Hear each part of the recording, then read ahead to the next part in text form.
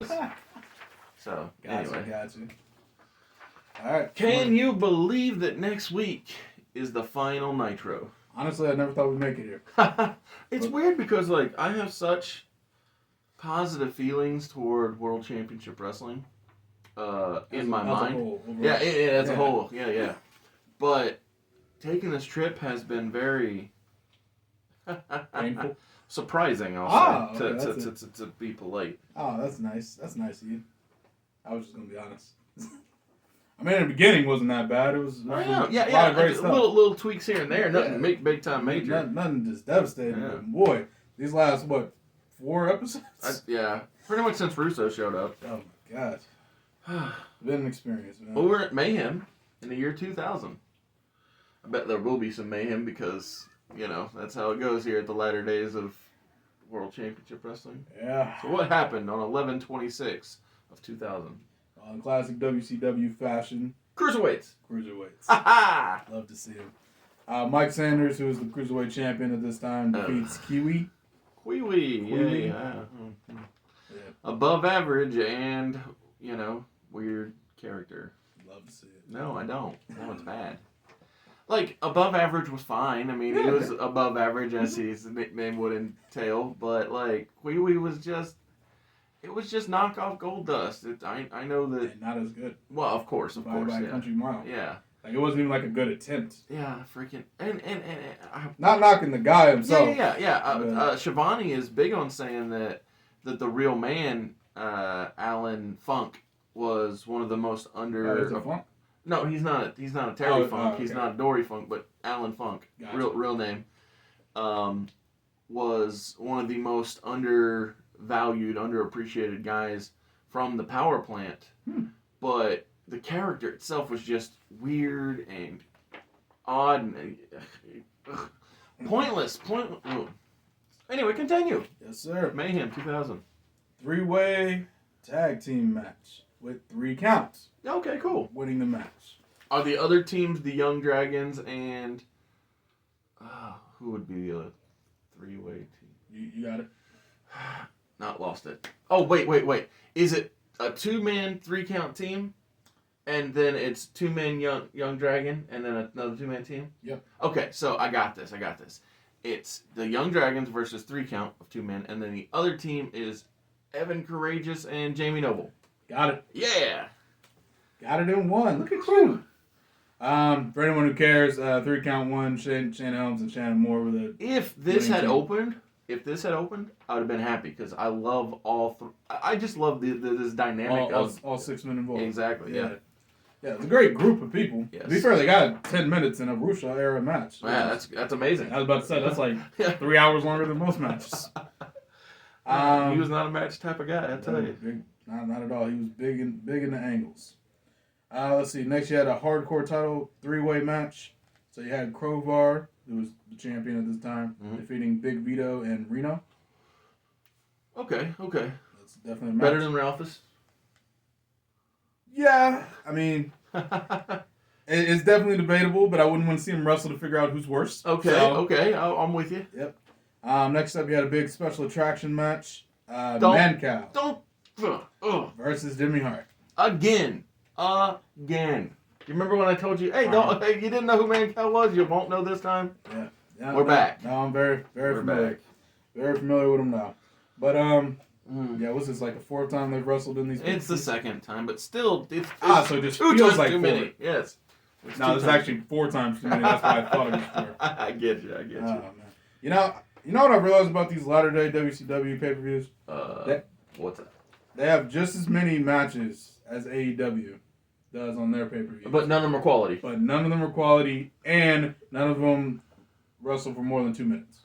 Oh, well, that explains how the pay-per-views aren't 8 hours long. Yeah, that makes sense. I'm like, how did they squeeze all these matches into a 2-hour pay-per-view? So I don't listen to Vince Russo's podcast, but if I did, I bet he'd say, bro, if you only just gave him 2 minutes, bro, it wouldn't be an 8-hour pay-per-view, bro. I think you're missing like two or three bros in there, but that's pretty much spot on.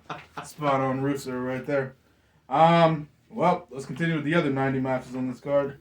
Let's see. 3-on-2 handicap. Another handicap match. Kidman and Mysterio Jr. defeat Alex Wright and Chronic.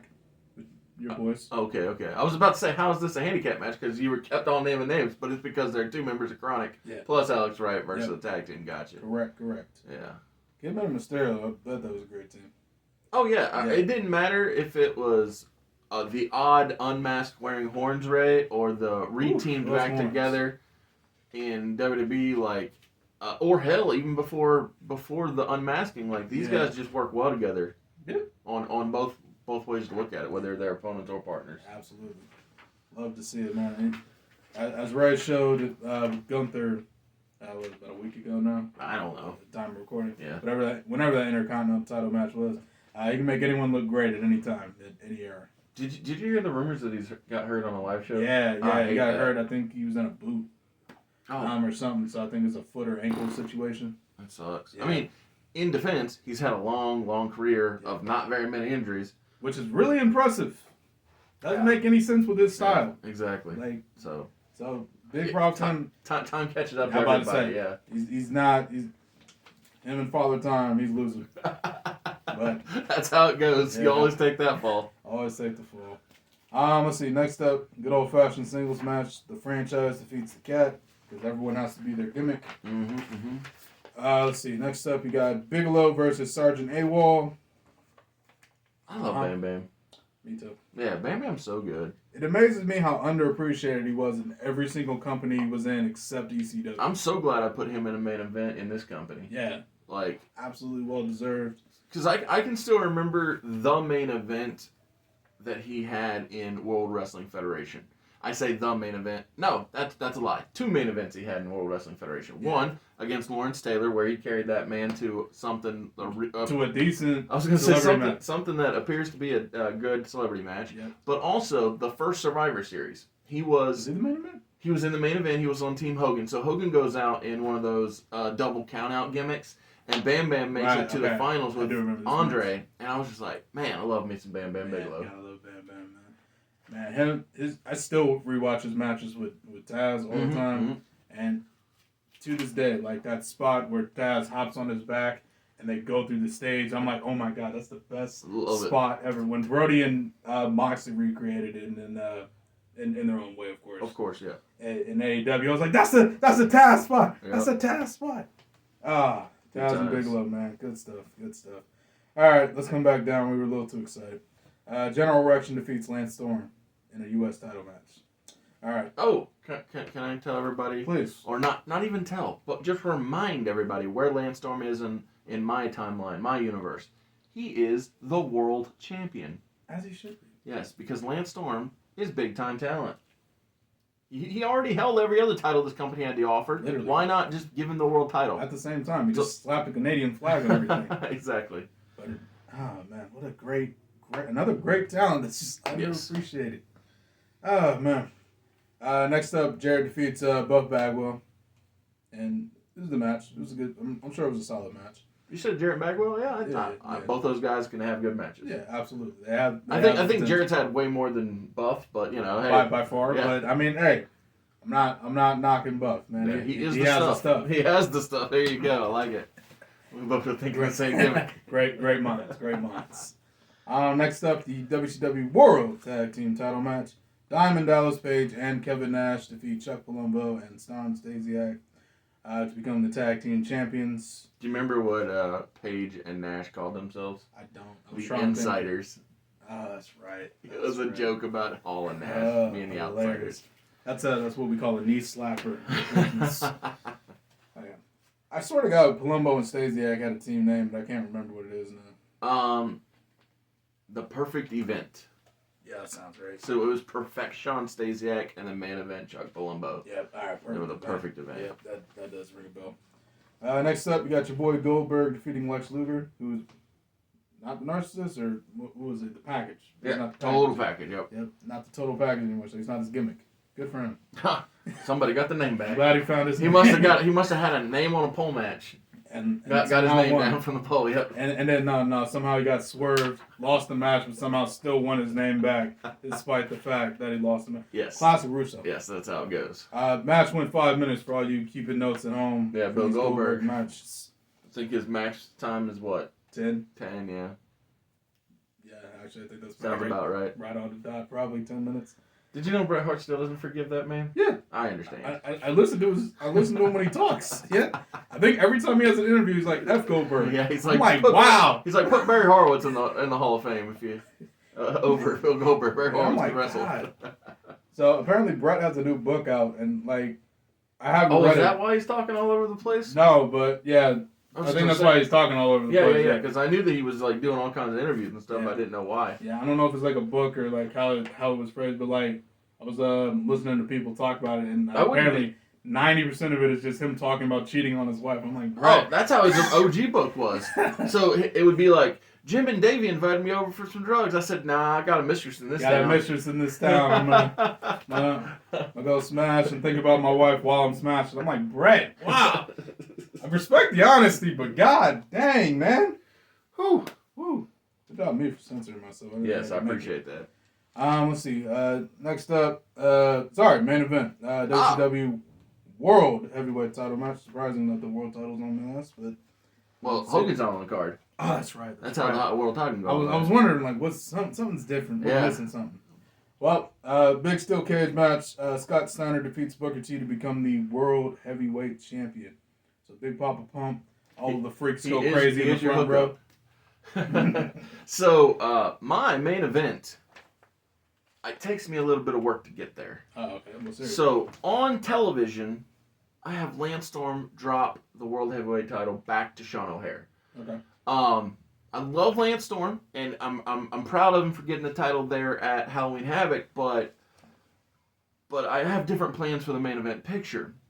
The primary plan is something we teased last episode, which was the best first generation. That being the alliance of the Steiner brothers and Booker T. And with that, that new alliance, with that reemergence of Booker T to the top tier of the company, I had to put the title on a babyface. And Sean O'Haire's been babyface since the Natural Born Thrillers broke away from Russo and then subsequently broke away from each other. Right. And so Sean O'Haire overcomes Lance Storm in the main event of a Nitro. I didn't really dictate which one, but a Nitro. Any Nitro. So the upside is Lance Storm has been world champion. Good job, Lance. All that matters. But the downside is Lance falls back into the U.S. title picture after he loses the World Heavyweight title because Booker T, who, like I said, has become number one contender, he is aligned with the Steiner Brothers. He defeats Booker T in the main event of Mayhem on 11/26 of 2000 to become a one second. I believe this is his third reign. This is his third reign because... Did those numbers match up? What's that? Yeah, those numbers sound like they match up. Yeah, and so what I'm doing is I am going to... Yeah, I'm only going to crown Booker 4 times in WCW like he does in real life, or was crowned in real life. Right. And his 5th world title reign will happen after the company closes down. Gotcha. But the upside is, and I did the math, I didn't write it down, but I did the math, and his 4th and final reign will be like 200 and some days, which is pretty sexy. I think it was like 245, something like that. What's a solid number? So I went like 30, 25, I think something like that, and then 250. And I was like, yeah, that's good. That's good stuff right there. Good numbers. I didn't do the math on the 5th and final because I was like, I need to go that deep. But I was like, finally he gets that really respectable one. Yeah. And like I crowned his first one way earlier. Yeah. Which because saves a lot of time. Because big respect on Booker T and like I've treated him like a top guy from the jump. Yeah. Him and Dallas Page were insta top guys. Well, not insta, but like close enough. Worked toward it quickly. Yes. To the apex. Yes. And so now we go to WCW's apex. WCW's precursor to WrestleMania. Halloween Havoc. Starrcade, the granddaddy of them all, as Dusty called it originally. Again, before WrestleMania ever existed. Yep. On 12/17 of 2000. What happened there, my man? All right. So we got a three-way ladder tag team match. Yep, I got those words right. Wild guesses. Okay, say it again. 3-way ladder tag team match. Okay, so 3 teams. It's gotta be the same teams from the last show, but here again, right? Pretty so much. it's the Young Dragons. Yep. Jamie Son and Courageous versus Sugar Shane and Shannon Moore. Yes, sir. All in one. And the winner of this became number one contender, I think? Question mark. Did Shane win? Yeah. Shane won. Yeah. This was the beginning of his push to a singles run. Gotcha. Have you ever watched this match? I feel like I have because I remember seeing. What was the damn spot now? So WWE put out a best of ladder matches, and I think this is the only WCW one. Either this or maybe they put Six and Guerrero, but those were the only two. Yeah, I do remember that. But yeah, it's worth going back for. Yeah. If you. Yeah, it's been a long time since I watched it. I'll probably watch it again because I haven't seen a Young Dragons match in a minute. So Kaz Hayashi is one of those guys that just fell off the planet when WCW closed down. Oh wait, that's not true. He fell out of America. Fell off the American continent. Exactly. Because I believe he's still wrestling this day over in Japan. Yeah, I was just looking recently. I think so. Either that or Pro Wrestling, no. But I know he's not in New Japan. So one of the top two that aren't New Japan. Correct. But yeah, I'd seen recently that he was still working to this day. I was like, good on you, man. Like he was one of those guys where I remember him debuting, in my mind at least, as a rookie. Yeah.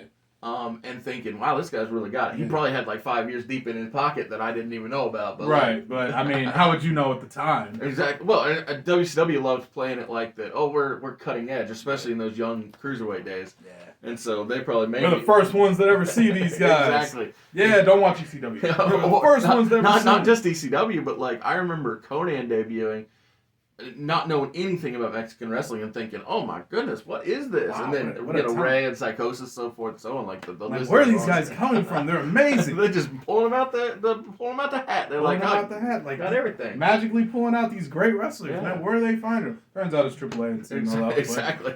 I mean, had no idea. Had no idea until you know. Let's see. Next up, we got Lance Storm coming out with Elix Skipper and Major Guns, defeating the Cat. Mm-hmm. Sure. Yeah, whatever. Next up, hardcore title match. My man Terry Funk once again. Okay. Once again, the hardcore champion. Ain't mad at it. Defeating good old Crowbar. Okay. Came out with Daphne. Yeah. All good talent. All good there. stuff. Yeah. Love to see all of it. Next up, your boys Chronic. Okay. Yeah. Defeating Big Vito and Reno. All right. Yeah. I ain't mad at this so far. Yeah. So far, I'm big fan of the show. A decent show. Yeah. Next up, ambulance match. Mike Awesome defeats Bam Bam Bigelow. All right. Again, all good wrestlers. Man, this is great. Wait. What's the length on these? Let's go back. Let's rewind this thing a little. What's the length on this? I know that tag match got some good time. Yeah, I'm about to say 13 minutes, 17 seconds. Okay, not bad. Lance Storm and the Cat, 7 minutes, which is respectable. I'm with it. About to say decent amount of time. Hardcore title match, 9 minutes. All right. Chronic, I have no idea because the time's not there. All right, that's my bad. If I were to make an educated guess, I'd probably say 6 to 7 minutes. Sure. Mike Awesome, Bam Bam Bigelow, ambulance match, 8 minutes. 8 minutes. Okay, I think that Russo might be out of here. Is he? Hop to the main event real quick.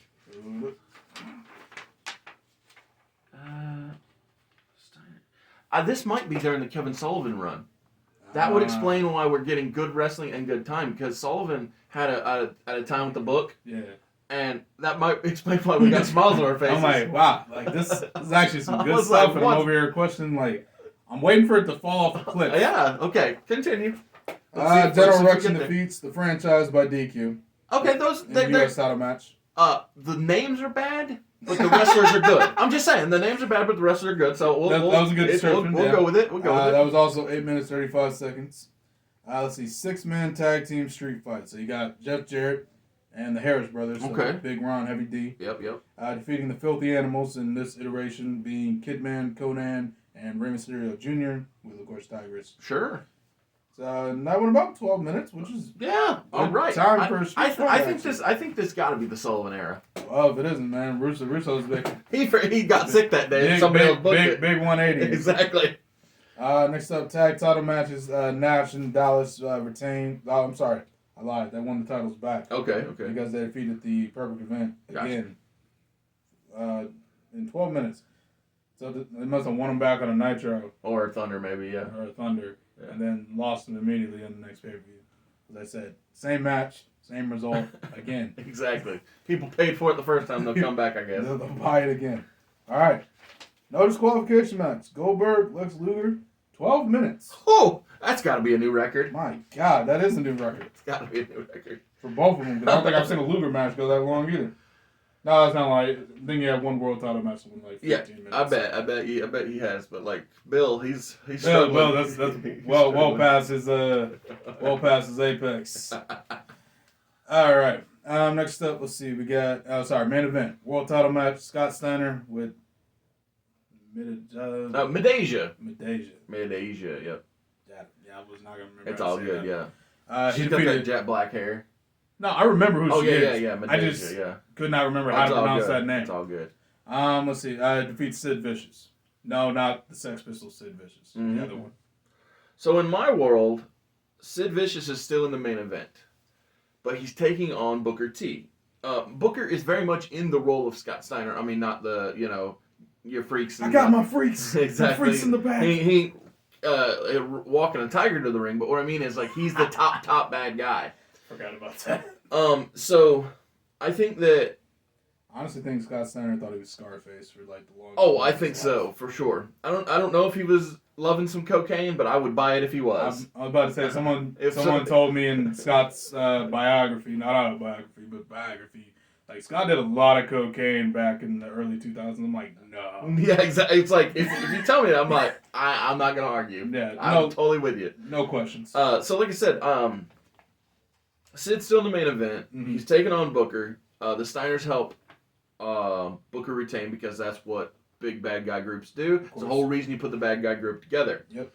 The only other change I'm making to the card is I'm going to have the Steiners defeat the Insiders because, again, we're doing the whole heel group shenanigans stuff. Of course. This will lead to a 3-on-3 main event on a subsequent Nitro where Sid teams with Nash and Paige to take on the best first generation. Gotcha. Which, here's the best part about all of that, is Paige and Nash are smartasses. Sid can't really cut a promo, but the other two guys, they're good at being wise asses, and so they can retort back to the BFGs that, hello, we're all first generation wrestlers here too, and we're better than you, type of thing. Yeah. Obviously, I'll have the bad guys cheat to win, as you do, because it's just a fun, line stuff. Classics. But here is the other thing that I'm doing on the show. I'm having the return of Jeff Jarrett. I haven't used him in months. Yeah. And the reason I'm having him return is because I'm in the beginning of the new year. Mm-hmm. Ric Flair and Dusty Rhodes are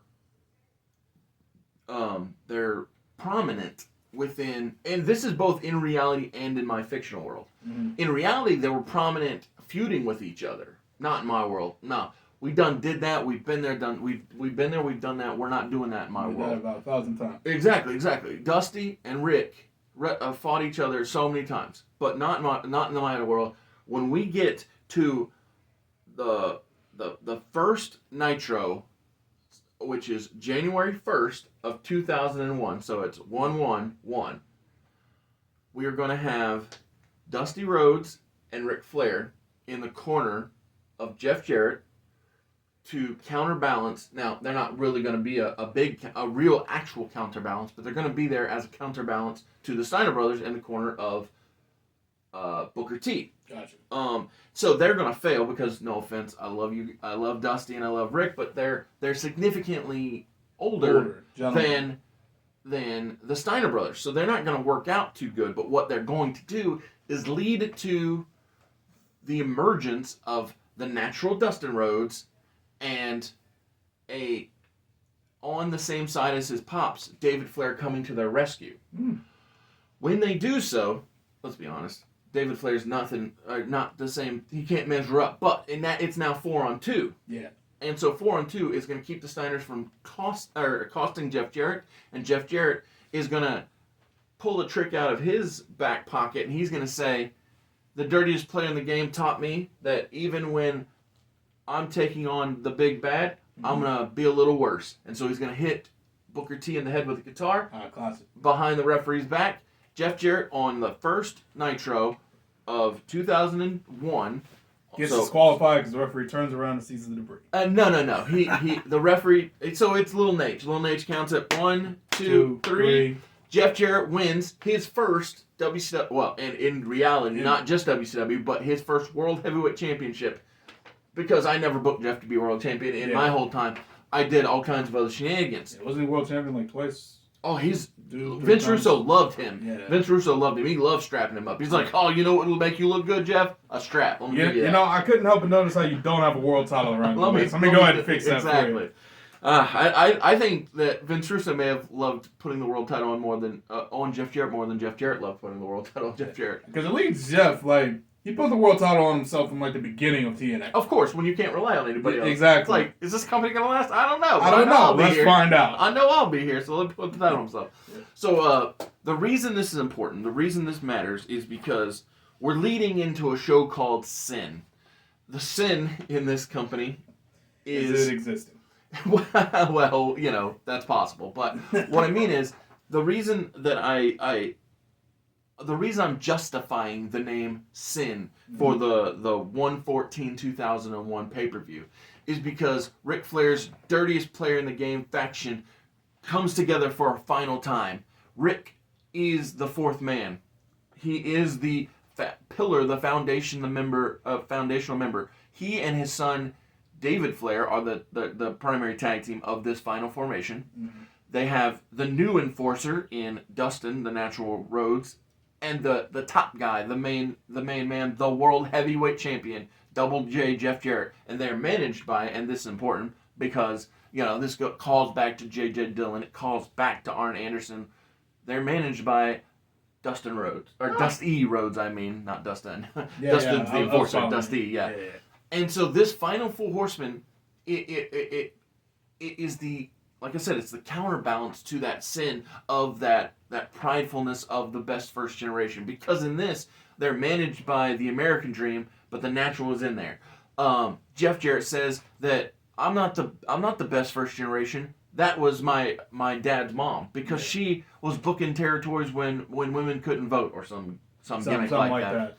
Yeah. And Rick may be high on himself because he was the best of his generation, but he's like, I'm going to work to make sure my son outshines me. Ain't going to happen. Nah. But, that type of thing, because, again, they're the counterbalance to... Daughter's having a better shot than the son. Of course. But, you know what I'm saying? I'm just working the gimmick here. Yeah. Gotcha. So, speaking of Sin, what happened at the real WCW Sin pay-per-view on 1/14/2000? Well, in classic WCW fashion, cruiserweights. Good. Love to see him. Chavo Guerrero retains his cruiserweight title after defeating Shane Helms. Okay, Sugar Shane. Love to see it. Two talented athletes. Both underappreciated. I have got to interrupt this real quick. Yeah. So, next week's episode is called With McMahon in Mind. And with McMahon in mind, I book the end of the WCW Cruiserweight Tag Team titles in a way that I think Vince would appreciate. I put the titles on enemies because how will they ever coexist? So classic McMahon booking fashion. It's so Vince. And so because Chavo and Sugar Shane have been feuding at the end of 2000 and then the lead up to 2001, I put the WCW Cruiserweight Tag titles on enemies leading up to the end of the company. Okay. Just for funsies. Nice. Yeah. I will say. Yes. I know it's a really stupid trope because it is. But it's only because we see it all the time. But in actuality, the concept makes sense. So because who knows you better than your enemy? Well, even your friends don't know you as well as your enemies do. The reason I love it is when you can have partners that are clearly adversarial. Mm-hmm. The first team that comes to my mind when I think of that, and it's because it was a long-term story in the beginning of Nitro, is the clearly heel Lex Luger and the clearly babyface Sting. Tony Khan is not completely, but in his own way, putting his own spin on it right now with the clearly babyface Limitless Keith Lee and the clearly heel Swerve Strickland. And I'm just like, the reason it's valid and important and clear and good is because not every team within the confines of All Elite Wrestling are at each other's throats. Most of the teams are A-O freaking K. Yep. But the reason it never worked, rarely worked in McMahon world is because so often team was just thrown together. It's like, do you have a team name? Yeah, it's my name and your name, and we're done. Or team or name. Yeah, team our name, exactly. So yeah, I'm totally with you that I don't think it's that the idea is wrong. It's the execution that has soured people to it. Big time. Yeah, that was a great example. I didn't think about Keith and Swerve until you said it. I'm like, wow, that's actually a phenomenal example of, clearly they're not on the same page, but they're still a great team, still have great sequences in the match. Oh, absolutely. They flow perfectly. But we all know that you're going to feud in short order. Yeah. Probably less than a couple weeks now. I'd say. Ooh. I mean, you'd be lucky to make it to next year. Yeah. Be lucky to make it Big to time. next year. Big time. If they somehow make it to next year, it's because they weren't on TV. Oh, that's a good argument. Yeah. But even so, it's going to be a great feud when it happens, and I'm here for it. Let's see. Next up, singles match. Reno defeats Big Vito. Then you got a tag match. The Young Dragons defeat Evan Courageous and Jamie Noble. Okay. So no 3 count on this one. It's because Sugar Shane was. Yeah, he was already working. Yeah, he's already working. Yeah, he's busy. I mean, there's 3 of them. We could have put the other one. Yeah, true. But WCW Commissionership match. Cat defeat Mike Sanders next. Penalty box 6-man tag team match. Special guest referee Jim Duggan. So you had Elix Skipper, Lance Storm, and Mike Awesome. Team Canada. Yep, defeating the Filthy Animals. Yep. Which same iteration. Of course. The last time I said it in this video. Which I'm sure was a fun match. Sure. The penalty box gimmick was a little wonky. Yeah. But that's what was it like? expected. You get pinned and then you get put in the pinning box. I feel like it was just some weird. I don't think it was pinfalls necessarily. I think it was like the ref catches you doing something shady. You got caught cheating. It was like a hockey box. gimmick. Yeah. No. Yeah, I guess I can see that. Yeah, I can see Jim Duggan over. Yeah, okay. Yeah. I can picture it in my mind. Sure. Never seen it, but I can picture it in my mind easily. It's probably better your way. Yeah. Let's see. Ming defeats Crowbar and Terry Funk to become the hardcore champion. Totally believe that. Yeah, Ming. Oh, did you know he's the final champion? Is he? Yeah. That's it? Yep. Do you know why? Why? So he wins the title at Sin on 1/14/2001. Yeah. And then he returns to the World Wrestling Federation at the Royal Rumble. So basically, he did a Nikki Cross where he's like, I got this belt and I'm just going to drop it and trash him away over this. You mean drop it next to the trash adjacent. Yeah, trash adjacent, exactly. Gotcha. Well, that sucks. Yeah, and then he started teaming up with Rikishi when he was doing his My Bad Man gimmick. Yeah, that's good times. Good times. I loved his hair, Ming. Oh, yeah. Big hair. Ooh, phenomenal hair. Yeah. He, very Troy Polamalu-esque. Yes. Very, very nice hair. A lot of them. You can tell they're getting that just for men's sponsorship. I like it. Let's see. Chuck Palumbo and Sean O'Hare defeat the Insiders. Become the tag team champions. Good for them. Yeah. Good for them. Was that like the 4th time they've won? Passing them back and forth. Just tossing it back. At least this one's on paper. Yes. Good for them. Getting that extra money. Well, my thing is, like I said, I'm not booking the Palumbo O'Hare thing, but what I'm doing is, my Steiners still have the tag belts. Yeah. And what I do, and I'm jumping ahead, but what I do is I have the Steiners take out Flair and Dusty. Yeah. That way, David has to team with Dustin to go after the tag straps at the pay-per-view. I'm keeping the titles on the Steiners because I'm trying to book them strong. Right, of course. In this final few in this months. stretch. Yeah. Well, I make believe like we didn't know. Like, you didn't know? Oh, you didn't know? This is all burning in the flames? My God. Let's see. Next up, WCW U.S. title match, First Blood match. Yeah, you got all those words on there. The franchise defeats General Ruction to become the U.S. champion. Are we almost in the main event? 2 more. Okay. No disqualification tag team match. Totally Buff, which is Buff and Lex Luger. Duh. Yes. Defeat Dwayne Bruce and Goldberg. Who's Dwayne Bruce? One of the power plant trainers. Oh. And so it was basically a handicap match. Got it. So he's basically the Albert of this situation. You could look at it. He was a small guy though. Okay. Got it. So he trained, but he wasn't like. Yeah. Well, I mean, he was stocky, but he was no knock, but he's more like you. Oh, okay. What I mean by that, small like, but what? Yeah. Small but what? Small but mighty. Mighty, yeah, I like that. Double, Small but mighty. That's good. That's gotcha. good. Yeah. All right, gotcha. And then last but not least, world title three-way dance. Gotta love three-way dance. Scott Steiner retains against Jeff Jarrett and Sid Vicious. Do you remember the finish of this? No. Oh, buddy. Oh, it's a good thing I did. I think that once I say it, I'm gonna wait and say it because I can't unbook these things. So what I do book is a different triple threat match. Mm-hmm. I book the champion, Double J Jeff Jarrett, who won the title on 01/01/01. I have him defending against former champion Booker T and former challenger Psycho Sid. And for some stupid reason, Sid goes to the top rope.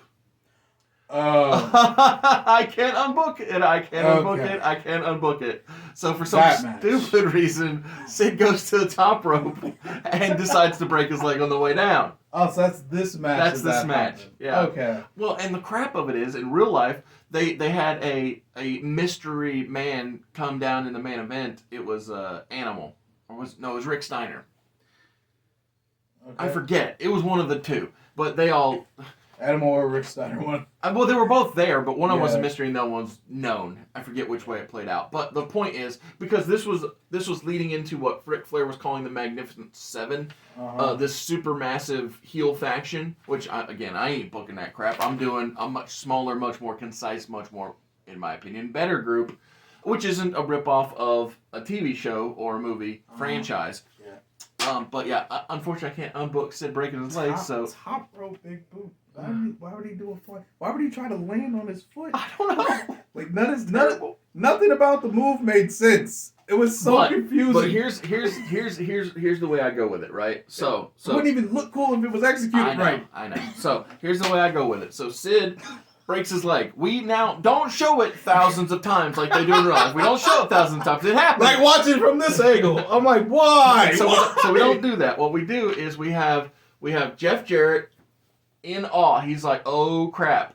Scotty Steiner low blows him. Ricky Steiner, he clubs him in the back of the head, and then Booker picks him up, bookend 1, 2, 3. We go home and we say, we're sorry about your luck, Sid. Sorry.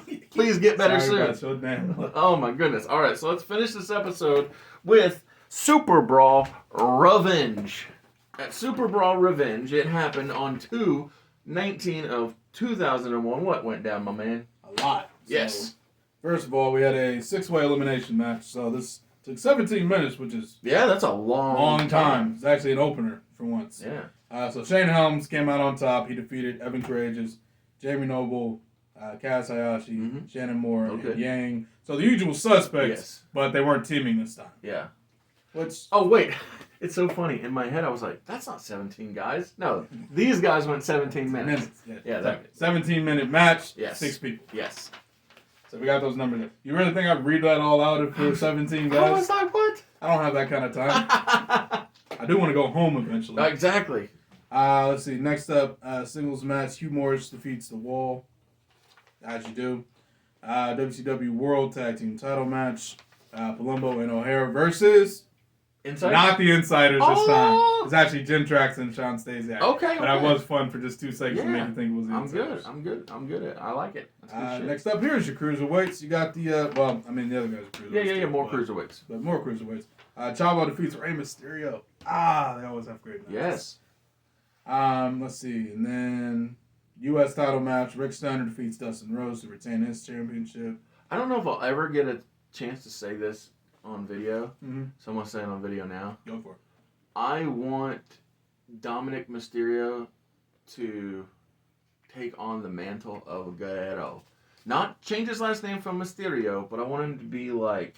Dominic Guerrero Mysterio? No. So Guerrero translated means warrior. So I wanted him to be like true warrior, but whatever true in Spanish is. So I forget what it is. I looked it up a while back. I thought about doing a special drop video, but I didn't. So I'm just going to drop it here in the middle of this and be like, I want Dominic Guerrero to lean into that whole, Eddie's my pops crap. He's got the Eddie mullet right now. Exactly. He's walking around with powerhouse woman. Exactly. Just like Eddie. Honestly, he's more like Eddie Guerrero than he is Rey Mysterio. And so what I want him to do is lean into it and call himself, I forget what True is, but True Warrior, something Guerrero, Dominic Mysterio, doing the whole everything. Just, yeah. I mean, he already does a frog splash. Yeah, so just lean into it. Actually, I think he does the Three Amigos too, regularly. Just lean into it. Yeah. That's all. I cannot believe I didn't see all these similarities.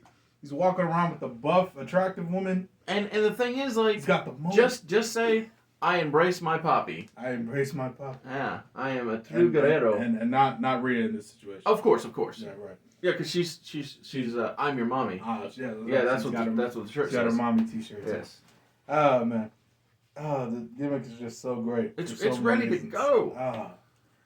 All right. And here's the thing. So if it's true that Rey is injured, which I believe it, whatever, time and stuff. I don't know why you lie about it. Then you can save the Dominic versus Rey Mysterio match for SummerSlam, which is even better than WrestleMania. Custody of myself ladder match. Custody of myself ladder match, exactly. But what I said is even better because of you already beat me to the punchline, but because of that's the pay per view where the Custody of Dominic match. Exactly. Classic. Where the F is Vicky? She's in a different company, Dom. Wrong line. Okay, continue. That's classics. good stuff. I love the classics. Tag match, Totally Buff defeat Chronic.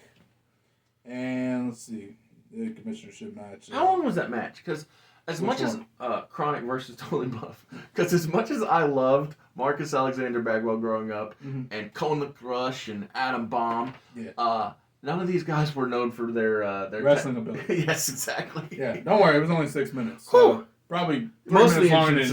Mostly entrances. It was quick. Entrances and poses. They got in, they flexed, they got out pretty much. Good, cool. I'm sorry, they got in, they flexed. Luger probably got the pin or the torture rack, can't remember which, and then got out. There you go. But either way. Whew, okay. Commissionership match, honestly, I probably would have tapped a couple minutes on that last match. Right. It was Cat versus Lance Storm. Okay. So Lance probably dragged something out of him. I was about to say, Lance I don't know what, but something. The Cat wasn't terrible either. So Lance Storm superior, but By far. How many minutes this one get? 8. 8. Okay, yeah, that's totally fine. Yeah. Not to be for the commissionership, but good folks. Match nonetheless. Yeah. I should also preface, I don't hate the Cat. It's just. Oh yeah, I feel you. Yeah. Comparatively speaking, one is superior to the other. Exactly. Yes. I only have a mental capacity of stupid for so much. Somebody call his mama. Oh yeah, he's a NWA World Champion. I was talking about I know, but I meant like the Cat. I know they both use that song. I know, which was funny, so funny. That just made me think of Tyrus because I'm like, oh. Yeah, I was talking to Ahmed about that today. I know lots of people on the internet gave Tyrus a hard time, but I think if you... Which is ironic because I think the pay-per-view was actually called Hard Times. That's good fun. That's good stuff. I like that. But what I was going to say is if you give him basically a Kingpin gimmick, right? Because let's be real, he's big. I'm big. Everybody, people be big, but give him a Kingpin gimmick, like put that pinstripe vest and the pants that pinstripe. He'd look good in it. Clean up that whole bald head. Not on a stubble. Just clean it all nice and take it all out. Yeah, take it all off. Then I think that he would present better than the way that he looked at the event because his gear was a little not flattering. Is all I was getting at. I was wondering where he was going. And so it wasn't terrible, but it just wasn't flattering. Whereas if you lean into the fact that he's big and now he's running the show, exactly. Situation. I think that would help. I agree. Mm-hmm. Just presentation is a lot. It does help a lot. So, but Nick Aldis is not a fan. So that's fine. It's all right. It doesn't sound like anybody's a fan of him. Nick. Promoter wise, I mean, like nobody's like knocking down his door to get him to come work for him. Fair. Yeah. I did hear a good theory as to what might come of him, but we'll see. Okay. Which is NXT Europe. Mm. Yeah, because they'll need a crown jewel. They will need a figurehead. It ain't gonna be Gunther. It ain't gonna be Pete Dunne. Yeah, not anymore. They already did that. Oh, exactly. And so I haven't seen Tyler Bate. I don't think he got fired. But no. Everybody else did. Well, I think So he survived the cuts, but what I mean is, he needed to lose to Braun Baker, so they needed him around for 5 minutes. What did you say? Said he needed to lose to Braun. Oh, yeah. Oh, God, it makes me so mad. He should have won that match. Oh, big time. Like, Breakker would have lost nothing and Bate would have won everything. Yep. But anyway, that's neither here nor there. I just said when I heard the theory that even if they don't want to really work with him in the main roster, they could make him their primary piece in Europe. I was like, I'm not mad at that. I mean, that's actually not a bad theory. I mean, I'd probably do that for Triple H. Especially just give him a take the time to feel out and see how it would work. Yeah, I'm about to say, if it sucks, put it on somebody else. Yeah, exactly. That's the great thing about wrestling. Yes. If something sucks, move on. Yep. Also, and I just thought about this because we were talking about it, but there was only 4 different United Kingdom champions. I know. Which is amazing. I love it. I love it so much because I thought it was around for like at least 6 years. 6 years. It was 6 years, yeah. Yeah, I thought it was 5, so 6. That's Yeah. even better. So that means he held it for what, a couple years, and then Gunther held it for a couple years. Tyler held it for 5 minutes. Oh, like, well, he was the first champion. Yeah, he right? was the first champion. So he held it before they had a show. Right, yeah. And he dropped it before the show started to Pete Dunne. Yep. But his run was still something like 9 months. Yeah. Because he won it, kept defending on NXT. It was basically an NXT title without the NXT logo for a while. Yeah. Because Pete Dunne was the first one to hold it with the NXT logo. Exactly. Yeah. So Ilya was and he had a pretty long run too. So like, yeah, he had a decent length run until he got hurt. Of course, and then we finish up with Bate the way we finish up full circle. Yes. You know what another great stat is?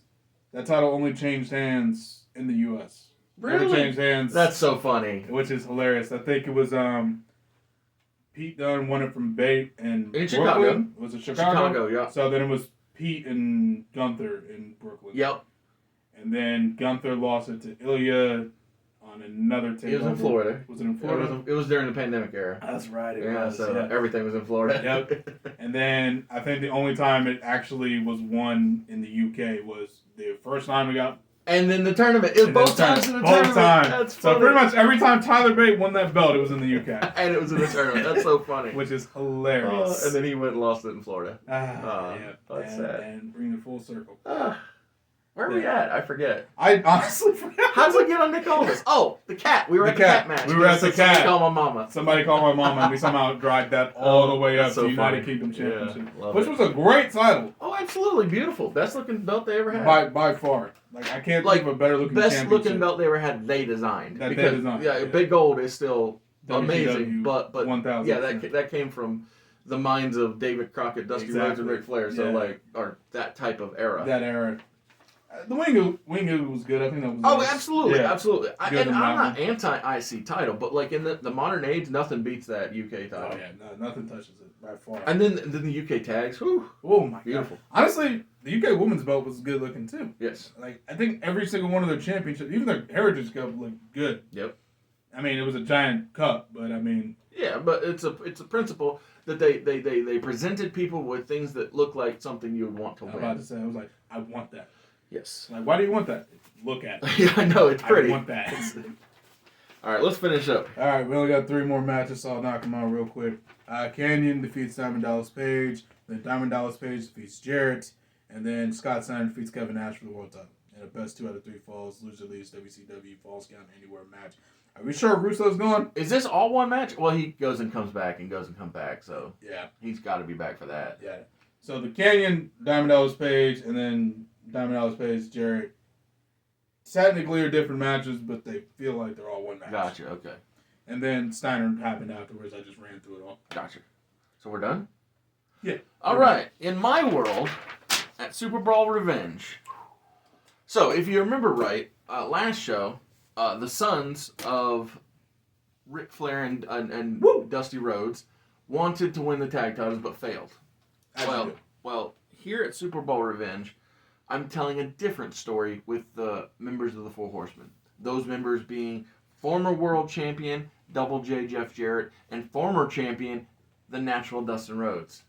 The story I'm telling is we're proving that the Four Horsemen are the pinnacle, the top, the best there is in professional wrestling because they're opening the show with an amazing match where Dustin wrestles Jeff and the winner takes on a Booker in the main event. So Dustin Rhodes defeats Jeff Jarrett in the opening match. Cool. Goes to the main event of Super Raw Revenge and falls short against Booker T. Because, well, I mean, he's bookending the show. Right. And, well, I did that on purpose, yeah. Nice. Like, it just, again, I'm trying to keep everything clear and concise. None of this confusing crap with the stripping and the tournaments and the blah, blah, blah. No. Restart everything. Restart everything. Yeah, no. It's just, it's clear. It's stuff that makes sense. It's straightforward. Speaking of clear, straightforward things that make sense and are, good storytelling, I would like to remind everybody that there are limited first printings of my 68-page graphic novel, Everlasting Survivors, All Day Long, Volume 1, available at Etsy.com. There will be a link in the description, like there always is. Thank you, Josiah, for coming. Anytime, buddy, anytime. Can you believe that next week there is no more World Championship Wrestling? As of next week, we are going to finish out the pay-per-views. We're going to do the second to last Nitro, the Final Thunder, and then finish it up with the last ever Monday Night Nitro. Man, I never thought we'd reach this one. I honestly did. So, see you this weekend and see you next Wednesday. Take care, guys.